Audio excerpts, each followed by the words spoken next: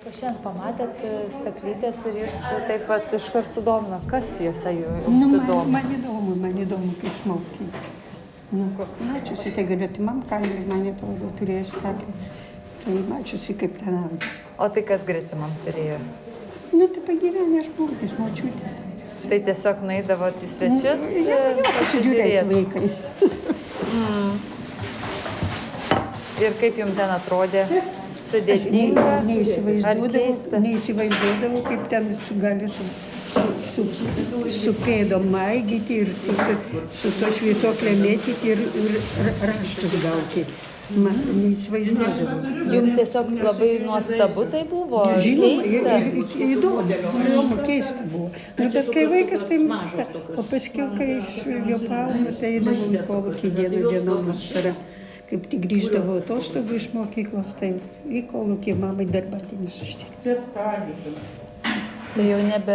Ir atostogų būdavo, jaunystė, bet vis tiek laukdavau šeštadienį. Turėjo edukacijų, reiškia samanų deda ir tada žolė. Na va, tai kiek jums tada metų buvo? Aš išvažiavau, 63 įstojau, tai man buvo 19 metų. Čia į Vilnių atvažiavau. Bet kai tą audimą matydavot? Tai gal kokie 8-10 metų. O šiaip pažįstamos draugės kažkokios mokėdavo? Tikrai nieko nežinojau. Aš tautodailę visus šitos ir jos atspinti ir viską. Irgi man labai įdomu buvo. Tai tik čia išmokau. O namuose kodėl nebuvo staklių?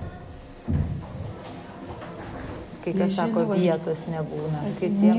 Didelis namas pas mane buvo, bet nežinau.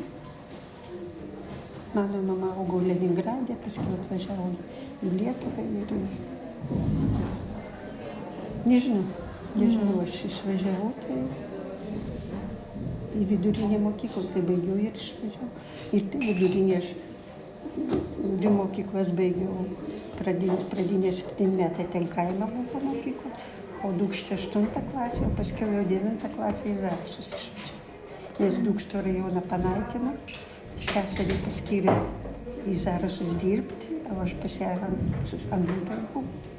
Ir aš paskui ją nuvežiau.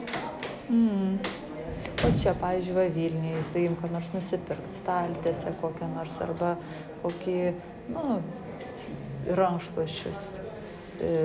Tai kur jūs juos? Tai parduotuvėje kur. Kur čia buvo geriausias parduotuvės? Aš nežinau, žinokite, aš esu prisipirkusi dar tarybiniais laikais, kai buvo Blaka. Tai tada eidavom, kas pažinojom ir pardavėją eidavom, nusipirkdavom, pripirktai dabar guli. Ir paklodės tos lininės ir rankšluosčiai. Aš dirbau ten, mūsų vienos bendradarbės. Kaimynė dirbo parduotuvėje, tai kai tik tai ką nors atveždavo, tai eidavom pirkti. O vardas jūsų koks? Mano Zina. Zina? Taip. O kelintų gimimo esate, dar paklausiau jau taip naglai? Labai jauna. Čia viena iš jaunesnių mūsų. 18. 81. Mano dukra buvo, palaukit, kur jie buvo, Taivane ir kur tai.